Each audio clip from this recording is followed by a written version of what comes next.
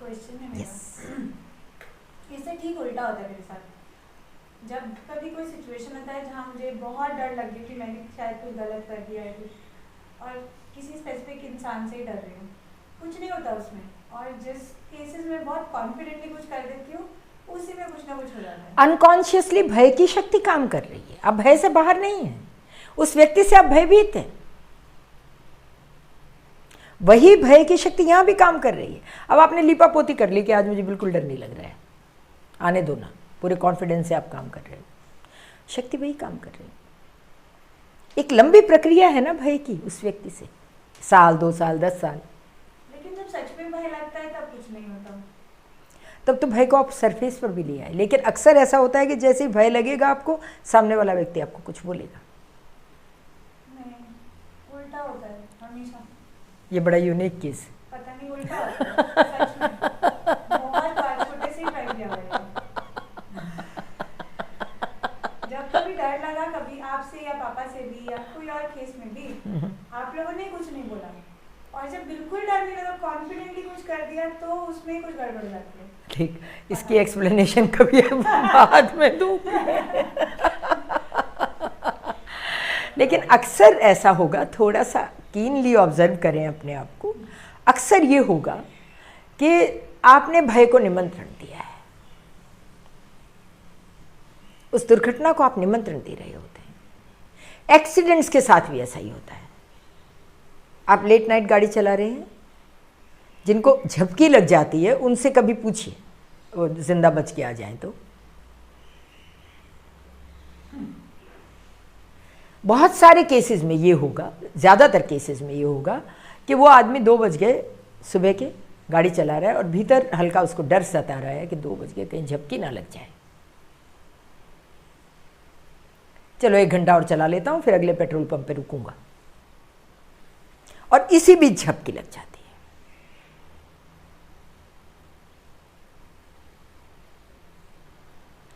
है। ऐसा अक्सर जीवन में छोटी छोटी घटनाओं से आप देखिए, ये भय की शक्ति है। और ये बिल्कुल सिद्ध सत्य है कि आप अक्सर लोगों को उन दुर्घटनाओं के लिए आमंत्रित कर रहे होते हो, अचेतन अवचेतन से, कई बार तो कॉन्शियसली भी, चेतन भी। जो दुर्घटनाएं आपके जीवन में घटती हैं, 100 में से 90 मौक़ों पर आप दुर्घटनाओं को स्वयं निमंत्रण दे रहे होते हो। बाहर से वो दुर्घटनाएं नहीं आती, आप ही के भीतर से आती हैं। पति पत्नियों के झगड़ों के बीच देखिए, सास बहू के झगड़ों के बीच देखिए, माँ और बच्चों के झगड़ों के बीच देखिए, बड़ी छोटी छोटी बातें होती हैं। पहले वो पाइल अप होती हैं चीज़ें, पहले उनका ढेर लगता है। कभी सास डरी हुई है, कभी माँ डरी हुई है, कभी बहू डरी हुई है, कभी बेटा डरा हुआ है, कभी पति डरा हुआ है, कभी पत्नी डरी हुई है, एक दूसरे से डरे हुए हैं।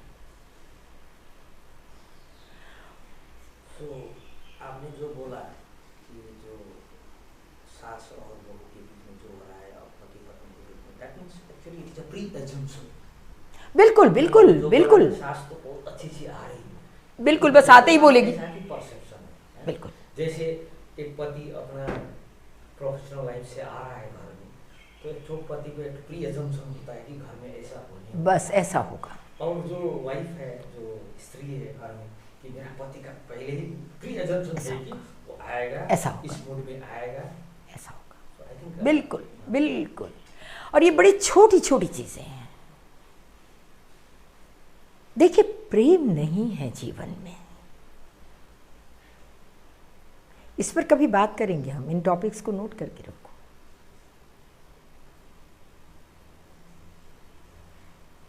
बचपन से ही सिखाया गया है कि इससे डरो, उससे डरो, माँ बाप से डरो, पति से डरो, पिता से डरो, भगवान से डरो।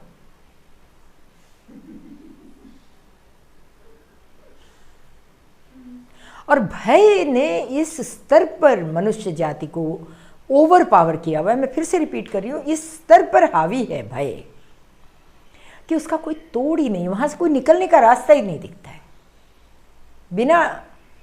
और ये बिल्कुल अनावश्यक भय, जिसकी कोई आवश्यकता नहीं। आग से डरने की आवश्यकता है, हाथी से डरने की आवश्यकता है, डरने की आवश्यकता नहीं है, बचने की आवश्यकता है।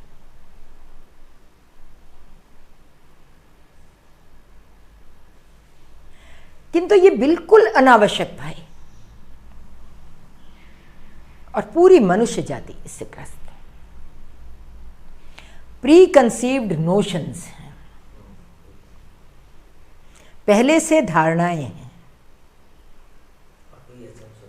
प्री एजम्पशंस हैं, जिसको आप कहते हैं मैं प्रेम करता हूं इस व्यक्ति को, आप असल में उससे प्रेम नहीं करते।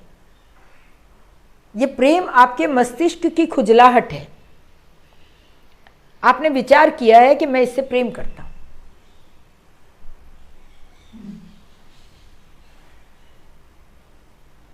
प्रेम बड़ी गहरी बात है। प्रेम का तो अभी आपको पता ही नहीं कहां से उठेगा। प्रेम तो बांध तोड़ कर आएगा। आपके विचार, उनको आपने प्रेम का रूप दे रखा है, प्रेम का नाम दे रखा है, तो उससे कुछ होता नहीं। देखिए, सत्य आपकी परवाह नहीं करेगा। इसको हमेशा याद रखिए। जब भी आप मुझे सुन रहे हैं तो एक चीज को याद रखिए कि सत्य को आपकी परवाह नहीं है। आप जैसे हैं, सत्य को उससे कुछ लेना देना नहीं है। सत्य जैसा है वैसा है। यदि आपको सत्य से कुछ लेना देना है तो सत्य आपको दिख सकता है अपने जीवन में।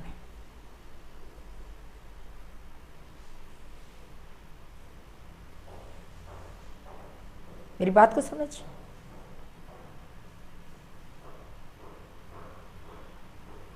आप उसको सत्य कहते हैं, आप उसको आनंद कहते हैं, उसको परमात्मा कहते हैं, आप उसको ईश्वर कहते हैं, आप उसको जो भी नाम दें, वो एक ही। और उसको आपकी कोई परवाह नहीं है। He is least concerned about you.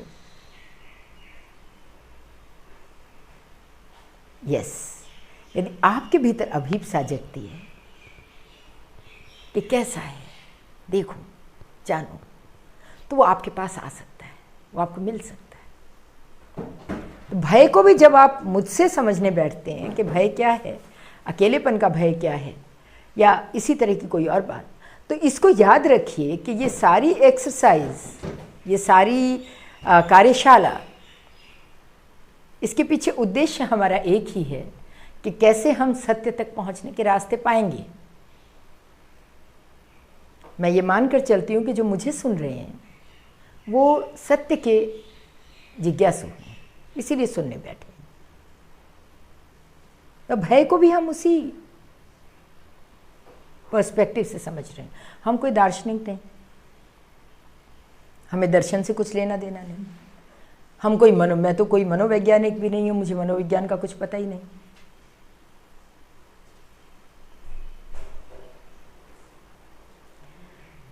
भय को समझिए कि भय किस तरह से आपके ऊपर काम करता है और किस तरह से ये आपको ओवर पावर करता है, किस तरह से आपको ये पूरी मनुष्य जाति को आच्छादित करके बैठा है, पूरी मनुष्य जाति को। फिर से वही बात आ जाती है जो पिछले वार्ताओं में भी हुई। एक सामूहिक भय है, सामूहिक मन भयभीत, और एक आपके व्यक्तिगत भय है। यात्रा कहाँ से शुरू होगी, ये बहुत इंपॉर्टेंट है। भय से मुक्त के उपाय किस तरह से होंगे, ये इंपॉर्टेंट है। आप सामूहिक भय से यदि बाहर आना चाहते हैं तो ये पहले ही स्टेप में, पहले ही कदम पर ये संभव नहीं है। आप गलत, आपको सिलीगुड़ी से कलकत्ता जाना था, आप कलकत्ता से सिलीगुड़ी आने वाली ट्रेन पकड़ने की कोशिश कर रहे हैं, जो संभव ही नहीं। आपको भय से मुक्त होना है। भय से मुक्ति सभी को चाहिए। तो ट्रेन आपको अपने भय की पकड़नी होगी। आपको देखना होगा कि मैं भयभीत हूं। आपको समष्टि को भूल जाना होगा। सामूहिक भयों की चिंता आपको छोड़ देनी होगी। वहां तक आप जाइए ही नहीं। अपने व्यक्तिगत भय पर आप काम करना शुरू करिए। कल मैंने एक विधि आपको बताई भी थी कि जैसे ही आप किसी छोटी बड़ी जैसी भी घटना से भयभीत होते हैं, जैसे ही आपको दिखता है कि डर आया, थोड़ा जागें, थोड़ा आंखों को बंद कर लें और नाभि के पास भय का स्थान है जहाँ वो चोट करता है, तो देखें नाभि के पास कि कहाँ ये चोट, मुझे भय की जो चोट है वो बिल्कुल नाभि पर लगती है। और थोड़ा सा यदि देखते हैं हम गहरे से, थोड़ा सा कॉन्शियस, 2-3 प्रयासों में हो सकता है कि मिस कर जाएं, लेकिन तीसरे चौथे प्रयास में आप देख पाएंगे कि भय यहाँ विद्यमान है नाभि के पास। ये कोई कठिन मामला नहीं है, कोई हाथी घोड़ा काम नहीं है, बहुत आसान है। याद रखें, स्मरण रखें, बुद्ध जिसको सम्यक सम्यक स्मृति बोलते हैं, स्मरण रखें कि भय आया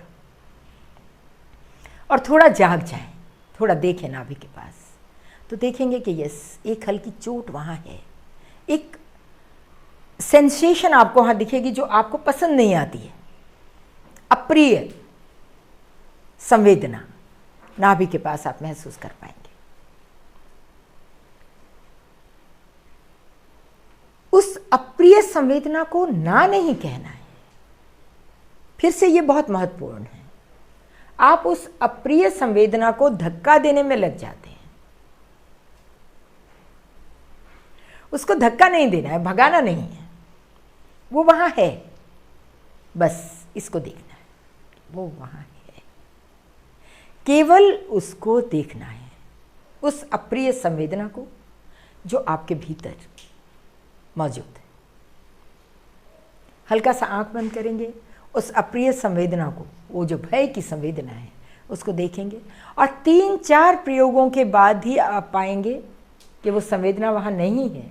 उसकी जगह एक प्लेजेंट, एक प्रिय लगने वाली मधुर संवेदना वहाँ दिखती है आपको। ऊर्जा का रूपांतरण का विज्ञान है ये, ऊर्जा के रूपांतरण का विज्ञान। देखिए ये बहुत छोटा दिखता है, आप किस तरह से नेगेटिविटी को पॉजिटिविटी में कन्वर्ट करते हैं, इसका विज्ञान है।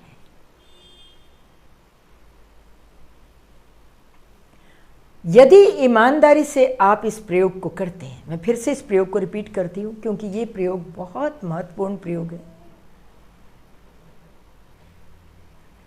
जैसे ही भय का कोई कारण उपस्थित होता है, आप अपनी आंखें एक क्षण के लिए बंद कर लें और भीतर नाभि के पास देखें कि वहां एक अप्रिय संवेदना है, भय की संवेदना है। थोड़ी देर उसको देखते रहें।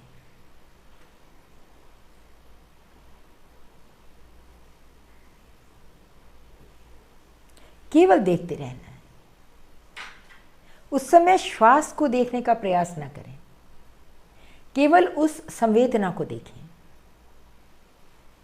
अपने सारे ध्यान को उस अप्रिय संवेदना पर, जो भय की संवेदना है, उस पर ले आए और 1 से 1.5 मिनट के भीतर तीसरे चौथे प्रयोग में आप पाएंगे कि वो संवेदना चली गई और उसकी जगह चौथे 5वें प्रयोग तक, हद से हद 7वें प्रयोग पर आप पाएंगे कि एक प्रिय संवेदना है। आपको हल्की सी मुस्कुराहट आपके होठों पर, आपको लानी नहीं है, अपने आप आएगी। आपको ये मुस्कुराहट लेकर नहीं आनी है। देखिए, मैं बार बार एक बात कहती हूं कि ये वृत्तियां और विकृत वृत्तियां ये अंधेरे जैसी हैं।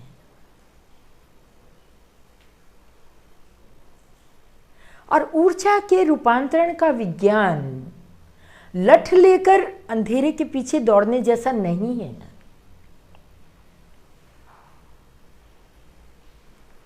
ऊर्जा के रूपांतरण का विज्ञान दिया जलाने जैसा है।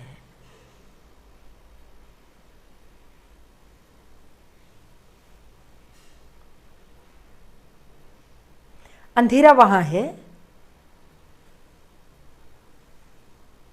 आपको दिया जलाना है।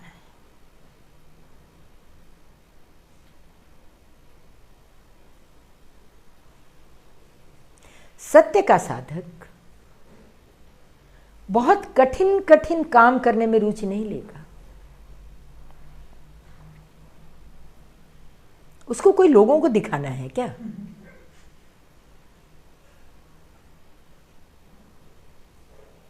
उसको कोई बताना है क्या लोगों को कि हाँ मुझे मिल गया सत्य, मैं सत्य को खोज रहा हूं, मैं बड़ा काम कर रहा हूं। सत्य का ठीक ठीक साधक इतनी भी रुचि नहीं लेगा कि उसके दाएं हाथ को जो पता है वो बाएं हाथ को वो बताए, इतना भी उसका इंटरेस्ट नहीं है।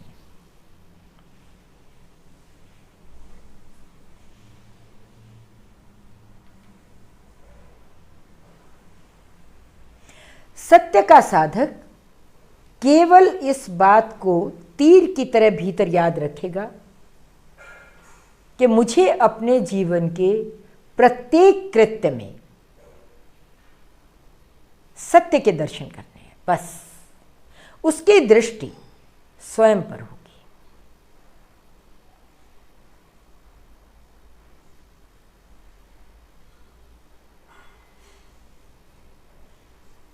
और वृत्तियों से मुक्ति के लिए, वृत्तियों से बाहर आने के लिए बड़ी उछल कूद मचाते हैं लोग।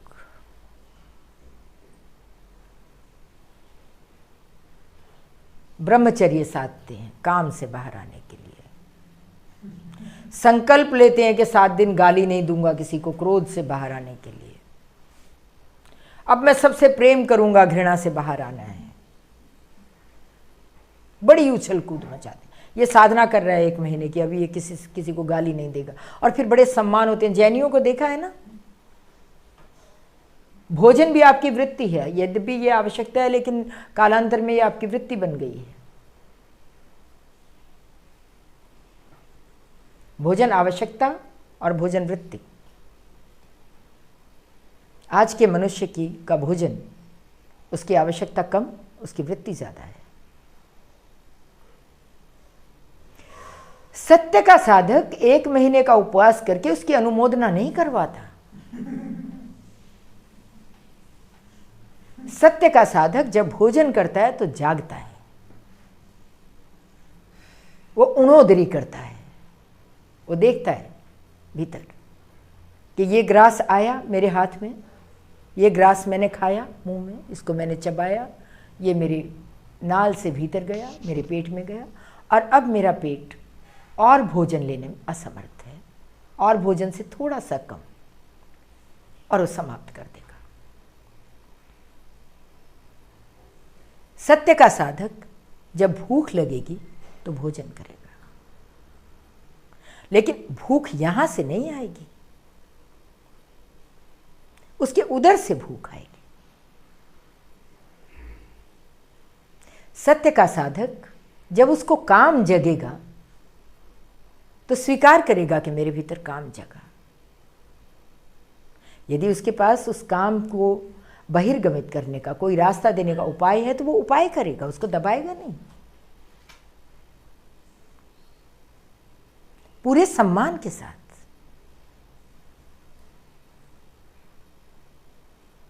उसको मानसिक कृत्य नहीं बनाएगा।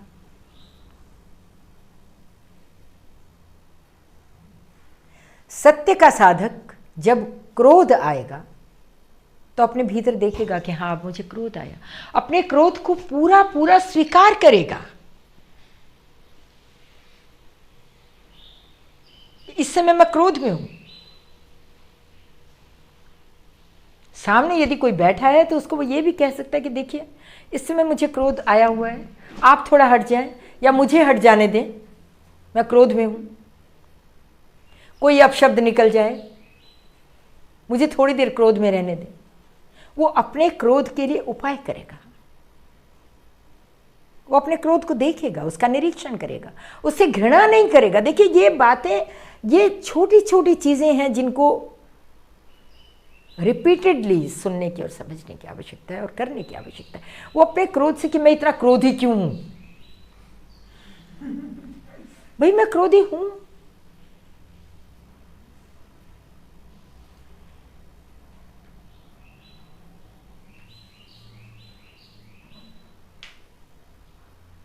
मुझे क्रोध आता है भाई, इसमें गड़बड़ क्या है, लेकिन दूसरों पर अपने क्रोध को नहीं निकालेगा।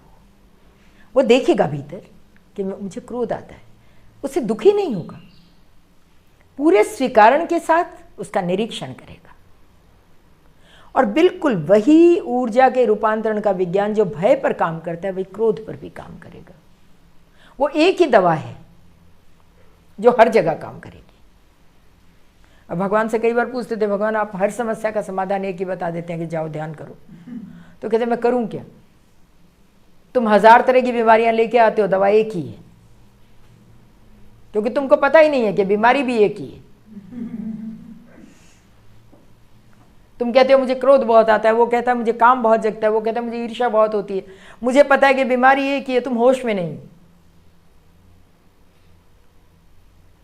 दवा बताऊं भी तो क्या बताऊं।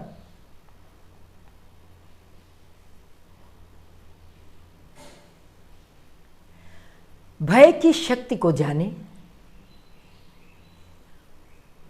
भय को समग्रता से देखें अपने भीतर, पूरे त्वरा के साथ देखें। जितना बड़ा भय उतनी ही त्वरा अपने भीतर उसको देखने की पैदा करें, उतनी ही शक्ति से देखें कि ये आया भय और अब मैं देख रही हूं इसको या देख रहा हूं इसको। और थोड़े से प्रयोगों के बाद आप पाएंगे कि ये भय धीरे धीरे विलीन होता जा रहा है और भीतर आप एक बड़ी फ्रीडम, जिसको स्वतंत्रता, आनंद का एक अनुभव भीतर आप महसूस करेंगे।